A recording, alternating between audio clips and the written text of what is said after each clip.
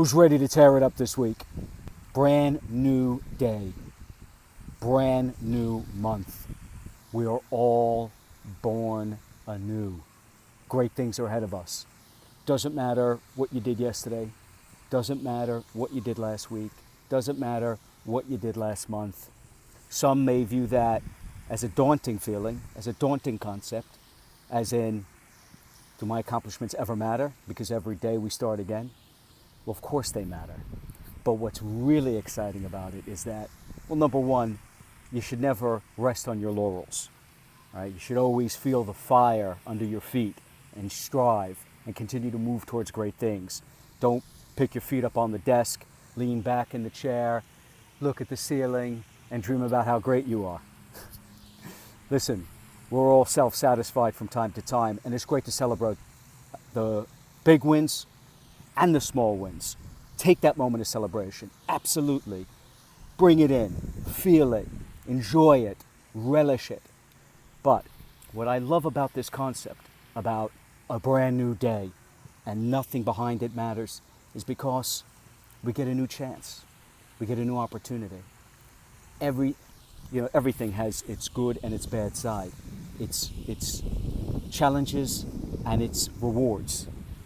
But the fact is, the duality of so many concepts keeps us, if we understand that idea between it can be perceived as great for this reason, but bad for that reason. If you look at these concepts, such as every day we are reinvigorated, resurrected, if you will. If we consider the fact that both sides to every coin has tremendous implications, and purely understanding that, and that both the yin and the yang are powerful for us, then we are poised to be greater than we could ever imagine. But we have to, that old saying, accept the good with the bad. None of it's bad. It's all good. Because even the bad shows us the way forward. So I love this idea of being resurrected, of being renewed, of being reborn, of being refreshed. The reset button has been pressed, and we have this whole week ahead of us. If we didn't do something great last week, we'll do it this week. If we didn't do something great last month or last year, guess what? Now is our time. All right, enough philosophical mumbo jumbo. I was on the elliptical, burning away at an hour's worth of blood, sweat, and tears, listening to Metallica, driving me forward. And up on the screen in the gym was one of the financial news networks, and a leadership book appeared on the screen. And immediately I kind of stepped out of the zone to focus in on what they were talking about. Couldn't hear it, but there were the subtitles underneath the picture, and irrespective of what it was they were going on about, I saw the headline or the title of this leadership book, and I thought, another leadership book. They seem to be coming out week after week now. I saw one last week, the week before that, the month before that. I mean, there is a deluge of leadership tomes hitting us, articles on leadership, training on leadership, coming at us from all directions. And some of it is fantastic. Some of it is so worthwhile and enriching. Like anything else, other material, not so great. But I figured I'd give you my perspective on leadership. For me, leadership boils down to three things.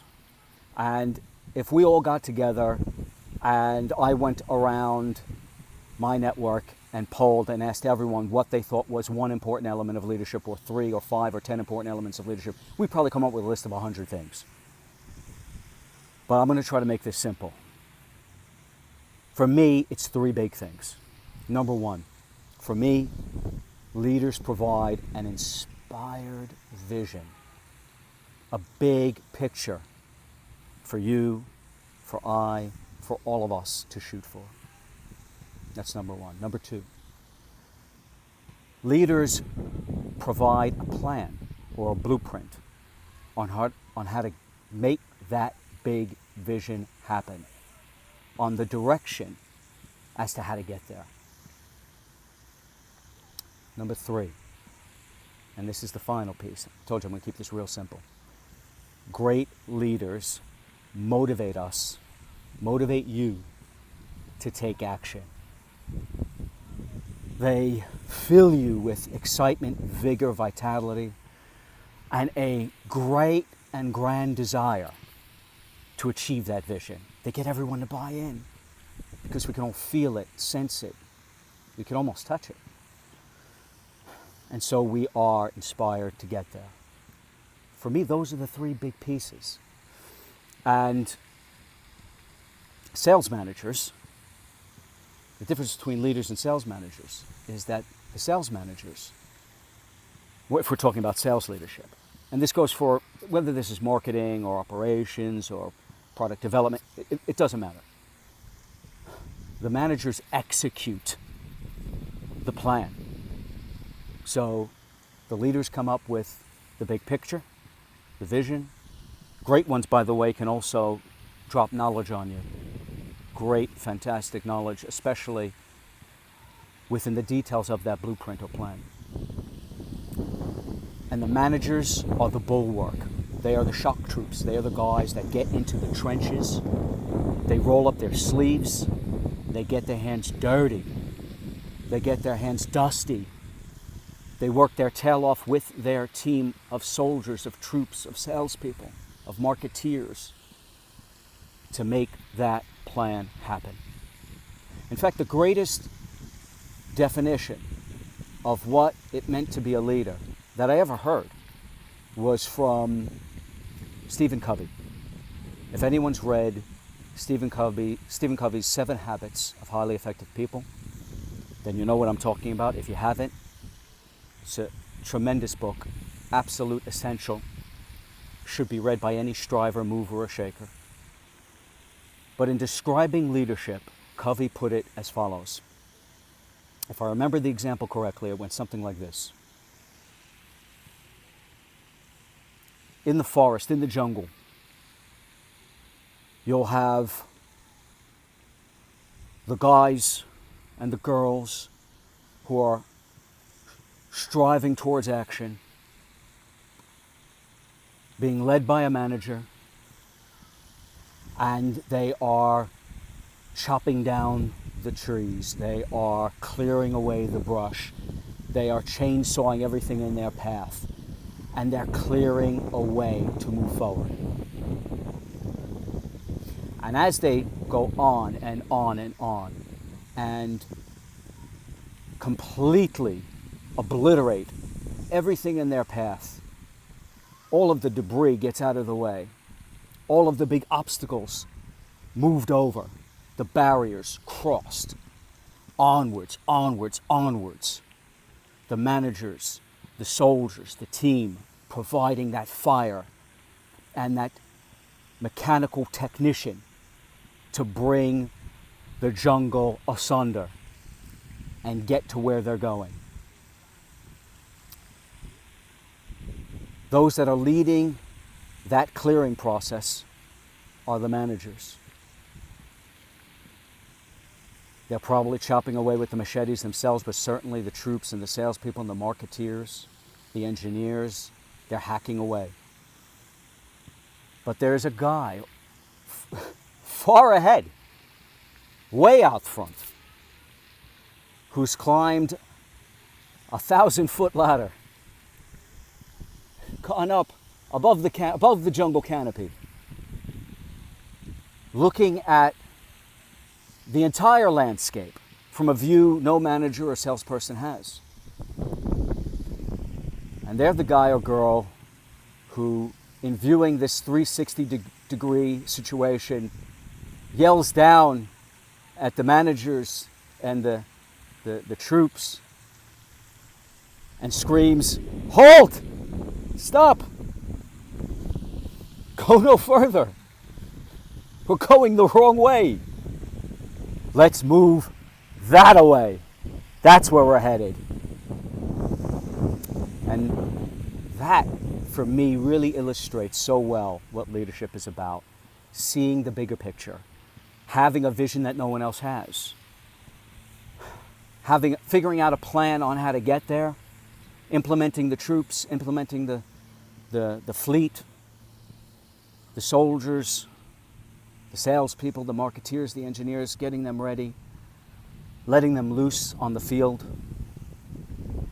and then correcting where it needs be, providing new direction, and motivating everyone to continue to chop away at their path and come to the destination, achieve the goal. Best illustration I've ever heard of what true leadership is all about. The best part of all of this is that we're all leaders. And by the way, those 3 big points I've made about leadership, about the big vision, the big picture, about developing the plan and the blueprint on how to get there, and motivating and inspiring people to believe and invest in that dream, the great hallmarks of great leadership. The best thing about it all is that it applies to all of us. We're all leaders. At every moment in time, we are all leaders. It's not left to one man or one woman. No.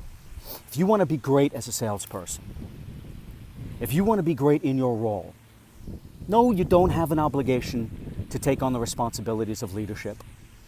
No, it's not something you have to do. But if you want greater things, if you have ambition, it is an essential component of helping you evolve and mature.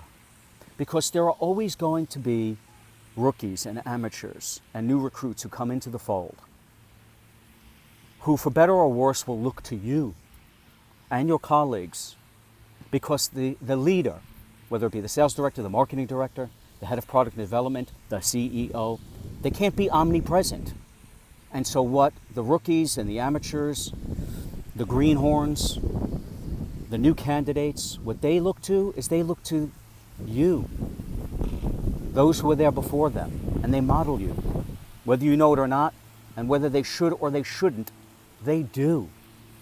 And so if you want to be great, then you do have some level of responsibility in your own self-interest, in the advancement of your own career and your own life and your own betterment, to be a role model in some way, shape, or form. I mean, look, if you don't care about advancing yourself and you just want to go do your thing and do it for the rest of your life and abdicate, fine, go for it. Be a solo practitioner, a man or woman unto yourself. Be a lone wolf. Go for it. Have a blast. But if you want to evolve, if you want to seek greatness, if you want to strive and achieve, even in your own role, in your own position, then you need to focus on what it takes to be a great role model, an example for those that are coming after you, because they're going to follow you. So it's incumbent upon you to learn the great things, to understand the great vision, to know the technique, the processes, to understand the grand plan, to understand the systems that will help get you and your fellow troops, your peers and your colleagues to where you want to go. Step out front. Be a leader. You don't need permission to lead. Just because someone else has been anointed as the director or the CEO or the king doesn't mean that you need permission to set an example for others. Great leaders love this kind of thing.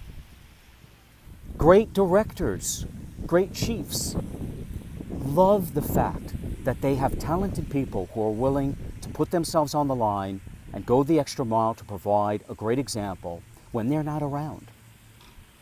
That will help you in your career, in your position. If you do want to become a leader one day, it's absolutely essential that you begin the process of mentoring. And even if you don't, it'll help you mature as a human being.